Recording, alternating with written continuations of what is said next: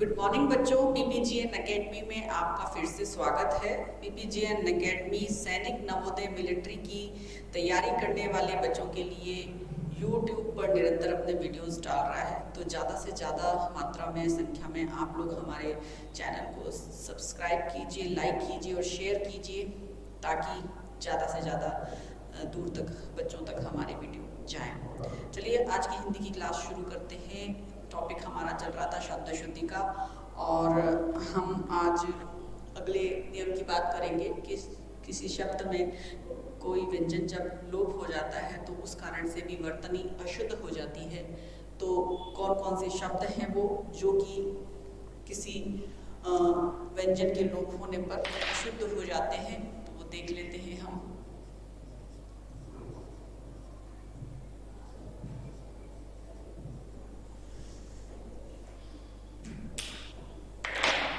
जैसे कि पहला शब्द है अगम।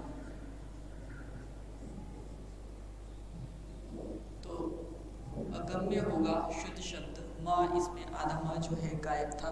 फिर देखिए अंताक्षरी, तो अंताक्षरी शब्द नहीं होता है, शब्द होता है अंत्याक्षरी। क्या होता है? अंत्याक्षरी।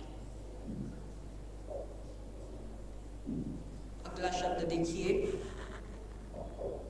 आर्त। आर्त है लेकिन आर्त नहीं है, आर्द्र है। आर्त है, आर्द्र। फिर देखिए उच्छृंखल।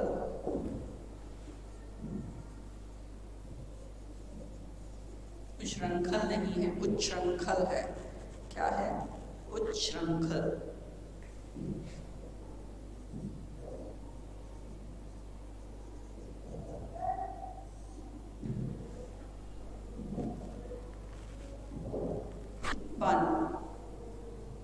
अच्छे से जानते हैं, इसमें दो न है, उत्पन्न। ठीक है। फिर देखिए उल्लंघन शब्द है, उल्लंघन।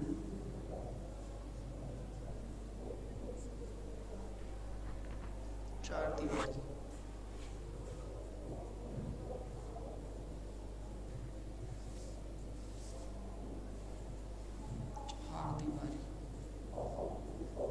चहार दीवारी शब्द होता है, चहार दीवारी।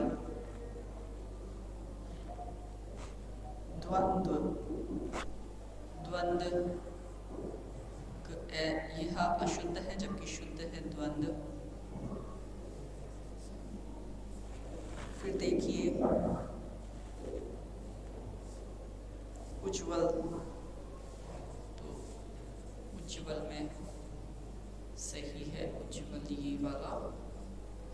और फिर अंतिम शब्द देखिए तदनंतर। तदनंतर यह सही नहीं है, शब्द पूरा सही होगा तदनंतर। तदनंतर ये वाला शब्द सही है। अगला नियम देख लेते हैं। अगला नियम क्या कहता है?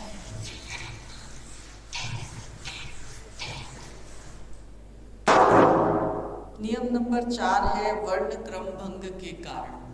वर्ण क्रम भंग के कारण भी शब्द जो है अशुद्ध हो जाता है। देखिए किसी वर्ण के क्रम को अगर बदल दिया जाए, पहले की बजाय बाद में लगा दिया जाए या बाद की बजाय पहले लगा दिया जाए, तो उससे वो पूरा शब्द क्या हो जाएगा? अशुद्ध हो जाएगा और उसका जो अर्थ है वो भी गलत हो जाएगा या गलत निकलेगा। ठीक है। तो वर्ण क्रम भंग के कारण है। तो देखिए कौन कौन से शब्द हैं इसमें, जैसे कि अशुद्ध देख लो और एक तरफ शुद्ध। तो शब्द पहला लेते हैं हम। शब्द पहला है अतिथि। तो अगर हम थ को पहले लिख देते हैं अतिथि तो ये गलत हो जाता है, शब्द सही है अतिथि। क्या है? अतिथि। इसी तरीके से देखिए शब्द है अपराह्न, जो कि सही नहीं है। सही शब्द, वर्ण का क्रम बदल दिया है, तो अब ये सही अगर लिखा जाएगा तो अप्राण इस तरीके से लिखा जाएगा। ठीक है। फिर तीसरा देखिए, जानवी इस तरीके से लिखते हैं कई लोग, जो कि बिल्कुल अशुद्ध है। सही शब्द जो है वो है जानवी, जानवी, है ना। ह हलंत लगेगा, क्योंकि कैसा है वो, अधूरा है, आधा है, तो हलंत लगेगा। और न यहाँ पे लेकिन हमने ह पूरा कर दिया है, न आधा कर दिया, जबकि ह आधा है और न पूरा है। तो ये वर्ण का जो क्रम है वो परिवर्तित है, इस वजह से ये शब्द अशुद्ध है। यहाँ पे सही कर दिया आपने क्रम, तो ये शब्द जो है शुद्ध हो गया। उसके बाद में देखिए पूर्वान, बिल्कुल यही वाली जो बात है इसी के पूर्वान के अंदर भी है। देखिए पूर्वान ऐसे लिखा है, जबकि इसमें एक मिनट, अशुद्ध शब्द लिखना था हमको, तो पूर्वान ऐसे लिखा हुआ है, और जब हम इसको सही करेंगे तो पूर्वाहन इस तरीके से लिखा जाएगा। ठीक है। फिर है ब्राह्मण शब्द को इस तरीके से लिखा जाता है जो कि अशुद्ध है। यह ब्राह्मण हो गया, जबकि शब्द होगा ब्राह्मण। क्या होगा? ब्राह्मण। ठीक है, तो शुद्ध शब्द है ब्राह्मण। फिर है शब्द अगला मध्याह्न। मध्याह्न इस तरीके से लिख रहे हैं जो कि अशुद्ध है। शुद्ध शब्द है मध्याह्न। मध्याह्न, ह पहले और आधा, न बाद में और पूरा। ठीक है। अगला शब्द देखिए अलमदार। अलमदार में केवल वर्ण की ही गलती है, अमलदार होगा, अमलदार। इसी तरीके से देखिए अगला शब्द नृशंस। अगर हम ऐसे लिखते हैं तो बिल्कुल गलत हो जाएगा, जबकि शब्द शलगम वाला श पहले आएगा, नृशंस। ठीक है जी। हाँ, अगर इस तरीके से आप शब्दों को लिखते हैं तो आज से ये शब्द अपने सही कर लीजिए, और अब दोबारा आप इन शब्दों को कभी भी गलत या अशुद्ध नहीं लिखेंगे। ठीक है। अंतिम शब्द देखिए संशय। अगर संशय तो वैसे भी अगर देखा जाए तो पूरा ही गलत हो गया, क्योंकि संशय। ठीक है। नियम नंबर 5 देखेंगे हम। नियम नंबर 5 क्या कहता है शब्दों के बारे में?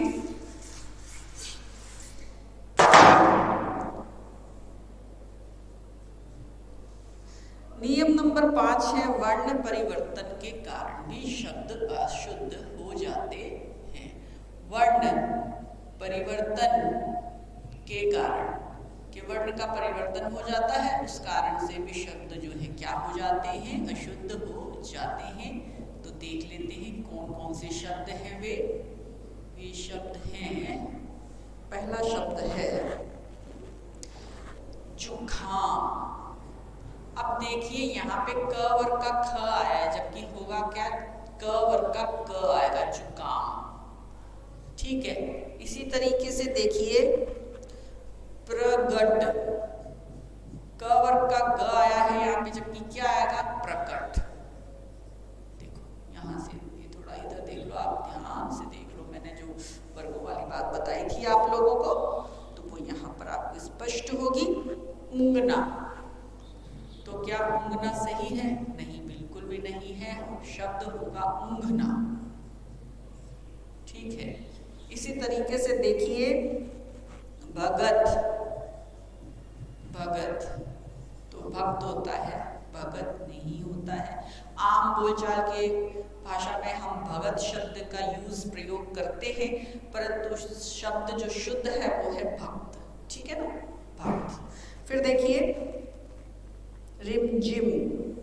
अगर हम रिमझिम को ऐसे लिखते हैं तो बिल्कुल अशुद्ध है। रिम झिम, रिम झिम, यही शुद्ध है। फिर देखिए यथेष्ट, यथेष्ट शब्द नहीं है, शब्द है यथेष्ट। इसी तरीके से देखिए अगला गरिष्ठ, गरिष्ठ भोजन नहीं, गरिष्ठ, ठीक है। फिर देखिए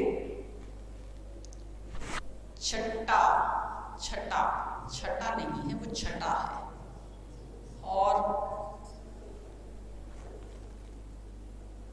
हट नहीं है, हट है, क्या है, हट। और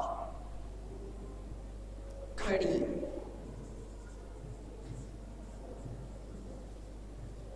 एक अनुबिंदी की ही गलती होती है, लेकिन अशुद्धि तो अशुद्धि है, तो अशुद्धि हमें नहीं करनी है, दूर करनी है। और इसलिए हम फिर अब संयुक्ताक्षर संबंधी भी कुछ अशुद्धियां, जैसे कि देख लीजिए कैसी कैसी अशुद्धियां हैं संयुक्ताक्षर से संबंधित। संयुक्ताक्षर आपको बताए होंगे मैंने कि हिंदी वर्णमाला के अंदर 4 होते हैं, पहले वो 3 थे लेकिन अब वो 4 हो गए हैं, क्योंकि उसमें एक अतिरिक्त और जोड़ दिया गया है। देख लीजिए संयुक्ताक्षर कौन कौन से हैं, एक तो श है, एक त्र है और एक क्या है। इसमें एक अतिरिक्त जो जोड़ा गया है वो है श्रृंगार वाला श्र, ठीक है। तो ये कितने हो गए, ये हो गए आपके 4 संयुक्ताक्षर, ठीक है। तो जहाँ पे संयुक्ताक्षर से संबंधित जो अशुद्धियां होती हैं उन शब्दों को अब हम देखेंगे।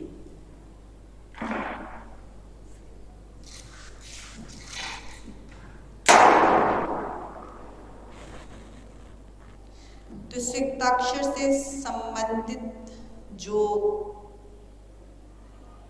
अक्षर, ये संयुक्ताक्षर आपको मैंने वैसे वर्णमाला के अंदर बताए हैं, और बाकी के संयुक्ताक्षर का मतलब ये होता है कि एक से ज्यादा यानी 2 अक्षर मिला के जब लिखे जा रहे हैं तो उसको संयुक्ताक्षर बोलते हैं, और ये वही थे।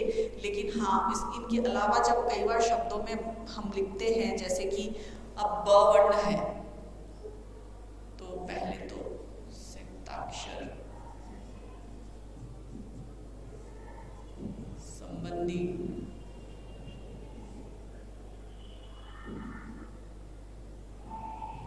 अशुद्धियों, ठीक है। तो पहला अशुद्ध शब्द हम ले रहे हैं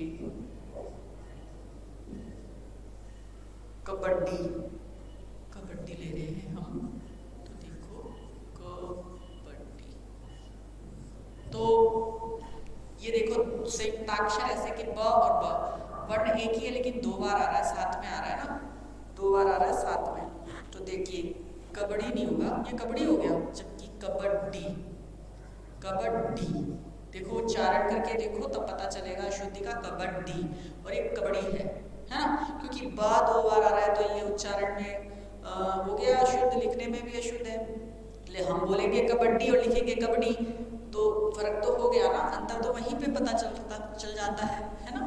उसके बाद में देखिए इसी तरीके से गद्दा, अगर गद्दा को हम गद्दा बोलते हैं और लिखते गद्दा है तो बहुत बड़ी अशुद्धि है, गद्दा, ठीक है ना। फिर है अगला शब्द देखो स्वपन, स्वप्न, हम बोलते हैं स्वप्न और लिखते हैं स्वपन, तो देखिए स्वप्न, ठीक है। अगला देखो विद्यालय, विद्यालय बोलते हैं और विद्यालय लिखते हैं, तो ये तो बिल्कुल अशुद्ध है, क्योंकि क्या है यहाँ पे द और य दोनों हैं। इसको ऐसे भी लिखा जाता है और इसको ऐसे भी लिखा जाता विद्यालय, ठीक है, ऐसे भी लिखा जाता है, क्योंकि यहाँ पर द और य दोनों साथ में, ठीक है। अगला देखिए उज्ज्वल, आपको मैंने पहले भी बताया था, लेकिन उज्ज्वल हम यहाँ पे भी लेंगे क्योंकि वल, ऐसे ही करवाया है आपको। और इकट्ठा, अगर हम इकट्ठा को ऐसे लिखते हैं तो बिल्कुल गलत है, इकट्ठा ऐसे लिखा जाएगा।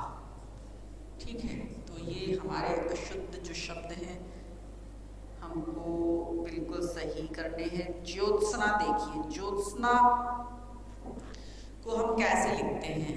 हम शायद ज्योत्सना को ऐसे लिखते हैं, ज्योत्सना, जबकि शब्द है ज्योत्सना। ठीक है, ज्योत्सना है ना। ज्योत्सना जब हम बोलेंगे तो त और स दोनों आधे आएंगे, लेकिन हम लिखते वक्त केवल त को आधा लिखते, स को पूरा लिख देते हैं, तो वो बिल्कुल गलत होता है। ठीक है, तो ये अशुद्धियों का हमको ध्यान रखना है। अगला 7वां नंबर देखिए क्या कहता है। 7वें नंबर पे है री, ऋषि वाला, जो कि कोष्टक में देखो ऐसे होता है इसका चिन्ह, और र, एक र होता है, देखो ये वाला होता है ना, जो कई बार शब्दों में हम ऐसे नीचे जैसे ध लिखा, ये जो लगाते हैं ये र होता है ना। किसी भी अक्षर के नीचे हम लगा रहे हैं तो ये र है। ठीक है, तो आप इसको इस तरीके से याद रखेंगे। उसके बाद में देखिए क्या है, के कारण है ना, बोल रहे हैं के कारण, ऋषि वाला र और र। ठीक है, अब दोनों को वर्णमाला में अलग अलग दिखाया गया है। ठीक है, तो देखिए हिंदी में रे का उच्चारण री होने के कारण, र का उच्चारण री होने के कारण शब्द की वर्तनी में र के स्थान पर क्या लिख दिया जाता है? र का प्रयोग कर देते हैं। री की जगह हम क्या कर देते हैं? र लिख देते हैं। तो पहले भी मैंने एक ऋतु शब्द शायद आगे करवाया है, ऋतु वाले शब्द के अंदर के वो बिल्कुल गलत लिखते हैं हम लोग। तो कभी र, और कई बार क्या होता है जैसे र ये वाला होता है लेकिन ये वाला लिख देते हैं, तो ये अशुद्धि इनके कारण भी हो जाती है। तो वो कौन कौन से शब्द हैं वो हम शुद्ध और अशुद्ध दोनों ही देख लेते हैं। पहले अशुद्ध शब्द और फिर उसके बाद में उसका शुद्ध रूप क्या है वो देख लेते हैं। तो देखिए सबसे पहले तो है अनुग्रहित, अनुग्रहित है ना, हम इसी तरीके से लिखते हैं अनुग्रहित शब्द को, जबकि क्या होगा इस र की जगह क्या आएगा यहाँ पे? अनुग्रहित, ये आएगा। तो ये वाला जो है शुद्ध है, ये वाला गलत है। ठीक है, अनुग्रहित। फिर देखिए नेतृत्व, अगर आप लोग नेतृत्व इस तरीके से लिखते आए हैं तो इसको सुधार कर लीजिए और नेतृत्व को इस तरीके से लिखना शुरू कीजिए। फिर देखिए पृथक, अगर आप लोग इस तरीके से लिख रहे हैं तो इसको भी बदलिए और पृथक को ऐसे लिखना शुरू कीजिए। जाने अनजाने अज्ञानतावश या हमें आदि जानकारी के अभाव में हम शब्दों का शुद्ध लिखना सीखते हैं, क्योंकि हमने अशुद्ध शब्दों को ही पढ़ा होता है।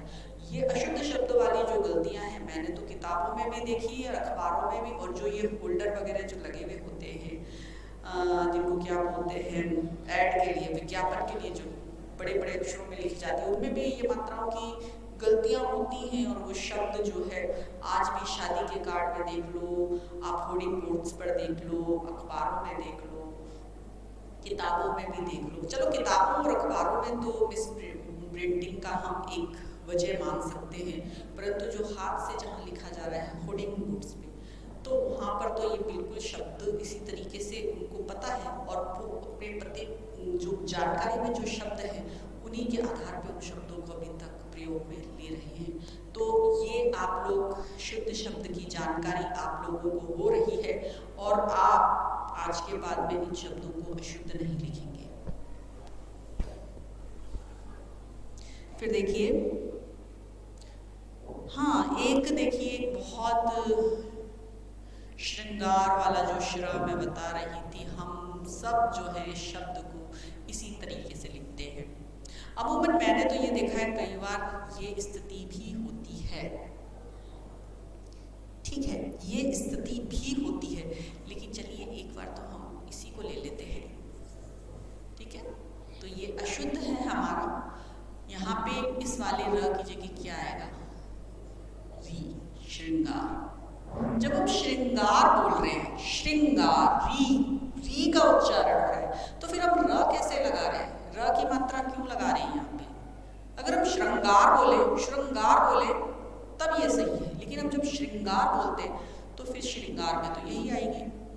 उसके बाद में देखिए गृहिणी। गृहिणी भी शब्द मैंने आप लोगों को पहले बता दिया है, लेकिन चलिए ये एक अच्छी बात है, बार बार शब्द आपके सामने आते हैं तो आपका नॉलेज और भी ज़्यादा हो जाएगा। वो शब्द बिल्कुल भी अशुद्ध नहीं लिखेंगे आप लोग। एक दृष्ट शब्द भी देखिए, दृष्ट, जबकि शब्द है दृष्ट, है ना, तो ये शब्द अशुद्ध नहीं होने चाहिए। सृष्टा, सृष्टा, तो सृष्टा में ये वाला ही आएगा, ठीक है। तो ये कुछ ये वाले शब्द हुए आप लोगों की। अब 8वां है रेफ संबंधी अशुद्धियां।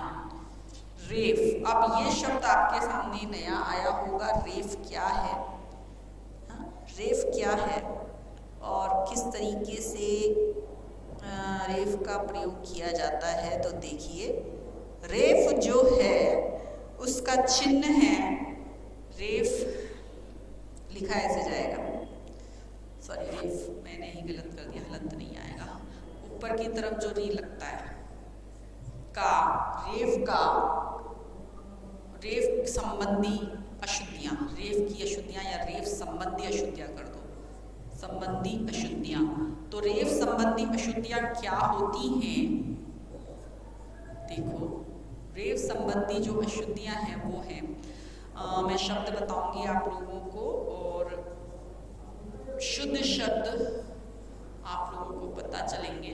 तो रेफ संबंधी अशुद्धियां होती हैं। देखिए रेफ का आशय है र, ठीक है ना, रेफ का आशय र है और हिंदी शब्दों में र का प्रयोग शब्द के बीच में कभी नहीं होता है, ठीक है ना, बल्कि र रेफ के रूप में अगले वर्ण पर लिखा जाता है, ठीक है ना। रेफ का प्रयोग जो है अगले वर्ण में होता है, अगले वर्ण में मात्रा के रूप में इसका प्रयोग होगा, वो लिखा नहीं जाएगा, मात्रा के रूप में लगेगा और रेफ का मतलब होता है रा, ठीक है। तो रेफ का मतलब लिख लीजिए अगर आपके उसमें नहीं है तो। रेफ का आशय है र,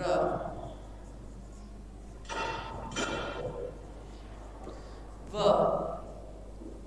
यह, व यह अगले वर्ण में मात्रा के रूप में। मात्रा कौन सी होती है, देखो ऊपर जो लगती है ना, ये वाली ऊपर जो लगती है ये वाली मात्रा, ये कहलाती है रेफ और रेफ का मतलब होता है र।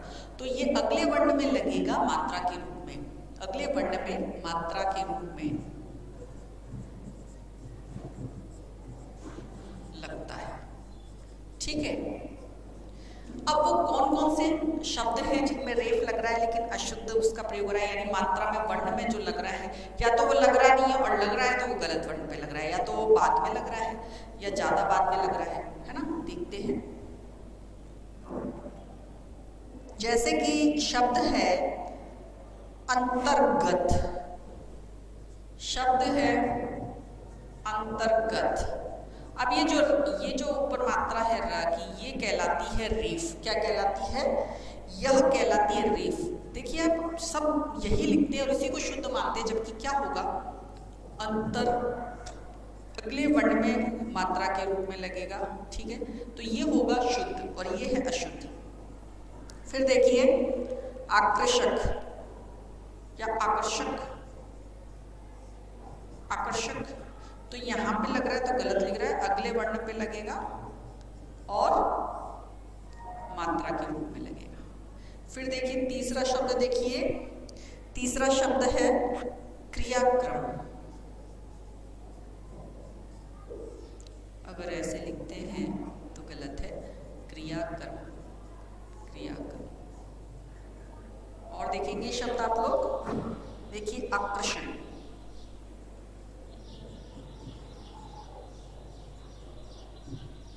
जो कि गलत है, अशुद्ध है, सही शब्द है आकर्षण, ठीक है। तो ये कुछ हुए रेफ संबंधी शब्द। अब देखिए अगला नम्मा नियम,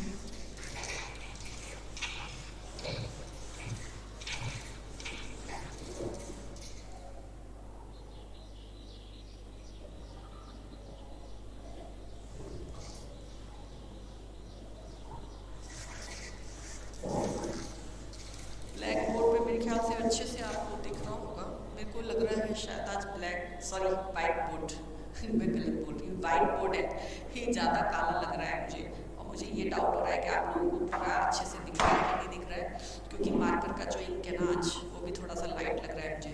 आज थोड़ा हाथ में पेन भी है, बट ठीक है, ओके। अगर कोई दिक्कत होती है तो फिर देखेंगे, वैसे ठीक है। एक बार मैं देख रही हूँ तो मुझे लग रहा है कि हाँ ऐसे पता तो चल रहा है, बट ये और भी काला हो रहा है, इससे मैं साफ करूँगी। इसको किसी क्लोथ से करते हैं।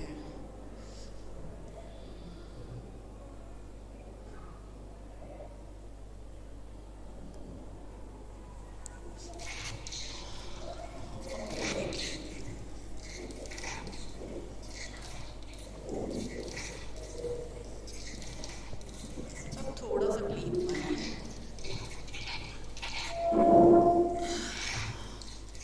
ओके ठीक है, अभी एक बार चलेगा।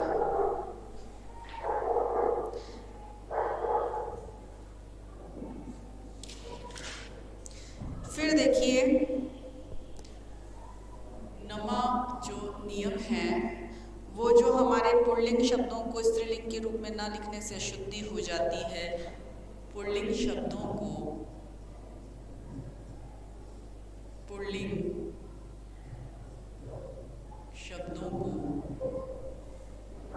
शब्दों को सही स्त्रीलिंग रूप में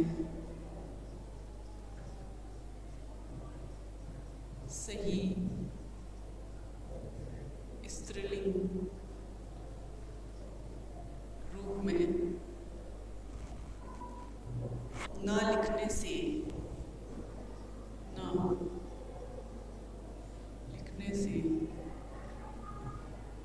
अशुद्धि हो जाती है। अब अशुद्ध शब्द देख लो आप लोग, और शुद्ध शब्द देख लो, ठीक है। कौन से शब्द है वो? शब्द है अनाथिनी। अब ये कोई शब्द नहीं है। अनाथ है अगर कोई स्त्री या लड़की तो उसको अनाथा बोला जाएगा। क्या बोला जाएगा? अनाथा। सही शुद्ध शब्द होगा अनाथा, अनाथिनी नहीं होगा, या तो अनाथ या अनाथा, ठीक है। स्त्रीलिंग में अनाथा हो जाएगा। फिर है कमलनी। अब देखिए कमल है, उसका अगर हम स्त्रीलिंग रूप अगर बना रहे हैं, उसको लिख रहे हैं इस तरीके से तो है तो गलत है, उच्चारण भी देखिए गलत ही है। कमलिनी ये सही है, ठीक है। अगला देख लो, और ये तो बहुत अच्छी जानकारी है और आप लोगों को ध्यान भी रखना चाहिए। फिर देखिए कृशांगिनी। कृशांगिनी शब्द नहीं होता है, शब्द होता है सही शब्द जो होता है वो होता है कृशांगी। क्या होता है? कृशांगी, ठीक है। अगला शब्द देखिए, अगला शब्द है ठाकुराई। ठाकुराई यही करवाते हैं? नहीं ना, ठाकुराई होता है। क्या होता है? ठाकुराई, ठीक है। उसके बाद में अगला शब्द देखिए, अगला शब्द है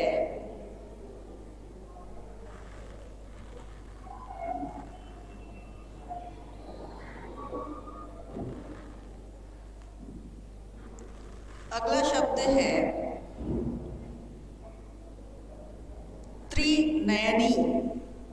त्रिनयनी, तो त्रिनयनी जो है, त्रिनयनी नहीं होगा, ये स्त्रीलिंग होगा इसका। त्रिनयना न,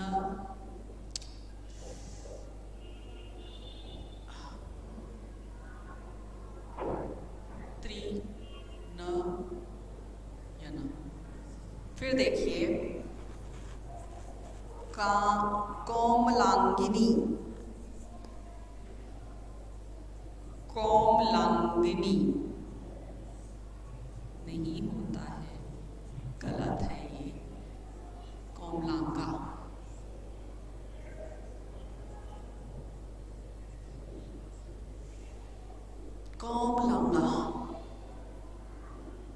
सॉरी कोमलांगी, मैं आपको बता रही हूँ कोमलांगी।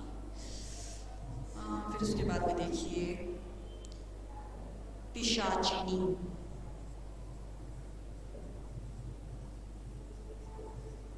पिशाचिनी नहीं होगा, शब्द होगा पिशाची।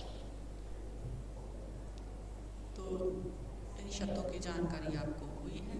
अगला देखिए, अगला 10वां है नियम।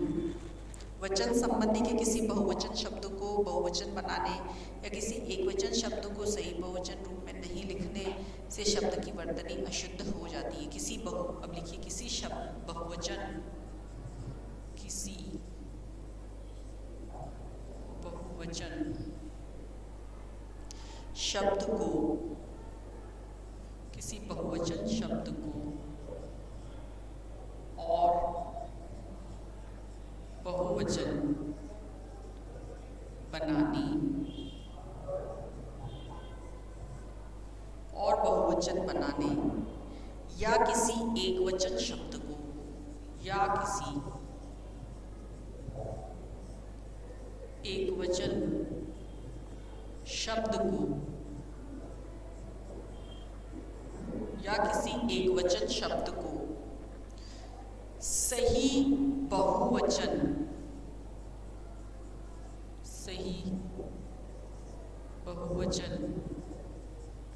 रूप में न लिखने के कारण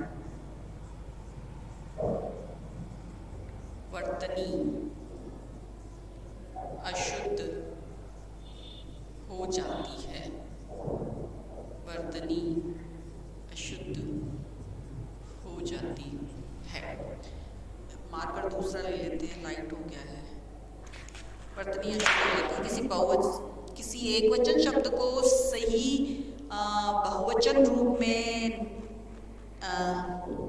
सही बहुवचन रूप में नहीं लिखने से शब्द की वर्तनी जो है अशुद्ध हो जाती है। जैसे कि अनेकों।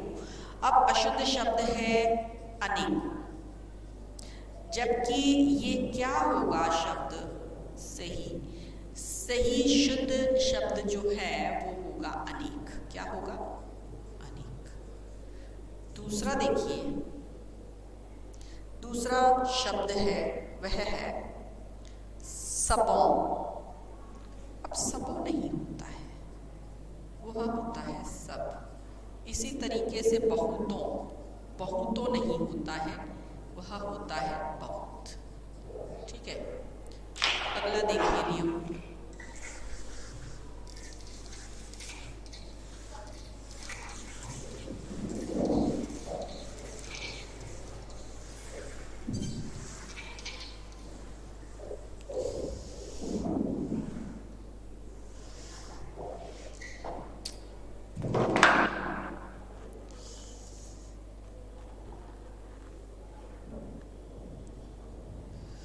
कुछ और शब्द भी हैं सही बहुवचन नहीं बनाने पर, जैसे इकाइयां हैं। अब इकाइयां हैं तो इकाइयां तो ये अशुद्ध है।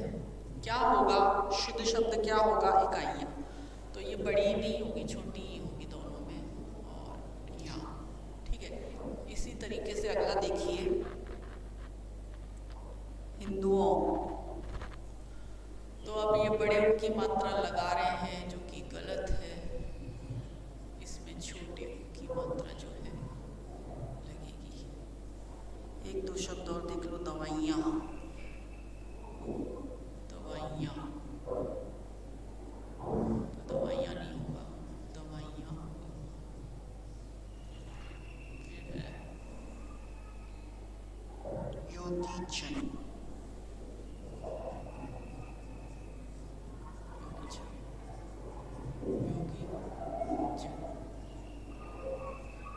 फिर है मंत्री परिषद। मंत्री परिषद शब्द है मंत्री। ठीक है, अगला देखिए 11वां पंचम वर्ण संबंधी क्या नियम है। पंचम वर्ण संबंधी है कि शब्द में उचित पंचम वर्ण न लगाने पर शब्द में उचित पंचम वर्ण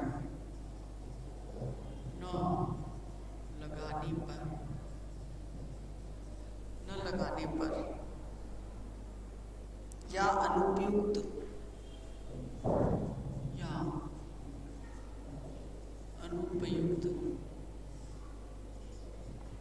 पंचम वर्ण लगाने पर भी वर्तनी अशुद्ध हो जाती है। वर्तनी अशुद्ध हो जाती है। अशुद्ध शब्द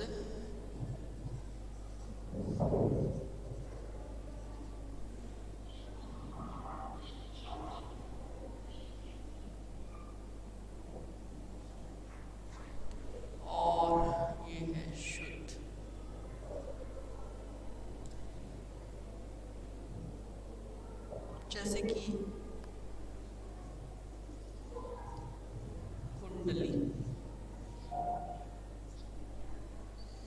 कुंडली है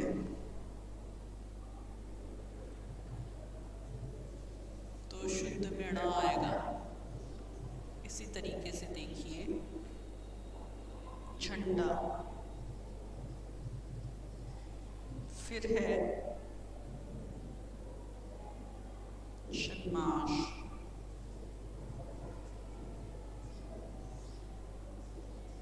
पांचवा वर्ण लगेगा। देखिए यहाँ पे ण,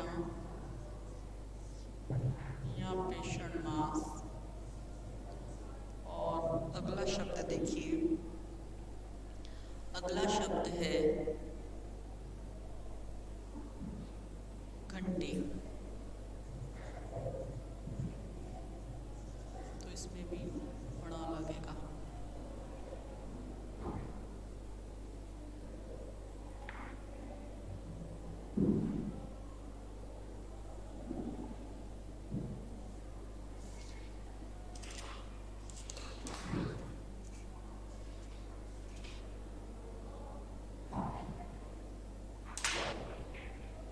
फिर देखिए शंख,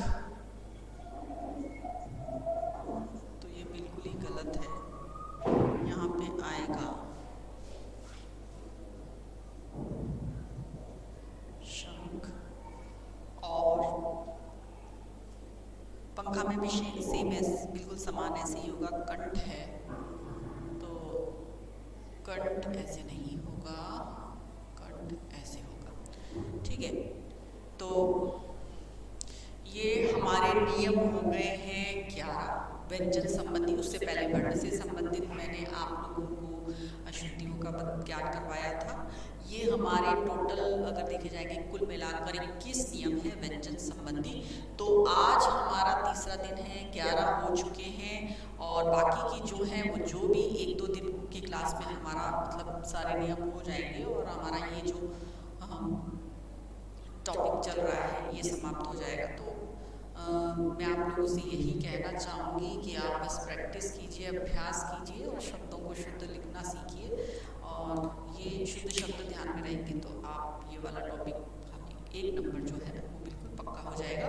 मैं आप लोगों को बताना चाहूँगी हमारी एकेडमी जो है PPGN एकेडमी के चैनल्स को आप सब्सक्राइब कीजिए, हमारे वीडियोस लाइक कीजिए और शेयर कीजिए, ताकि ज़्यादा से ज़्यादा मात्रा में दूर दूर तक हमारी जो है जो हम ये जो दे रहे हैं सुविधा वो सब बच्चों को, स्टूडेंट्स को, विद्यार्थियों को मिले और ज़्यादा से ज़्यादा हमसे जुड़े। Thank you. आज की क्लास हमारी यहीं तक होती है, और अगली क्लास में कल हम दोबारा मिलेंगे। तब तक के लिए गुड डे। Thank you.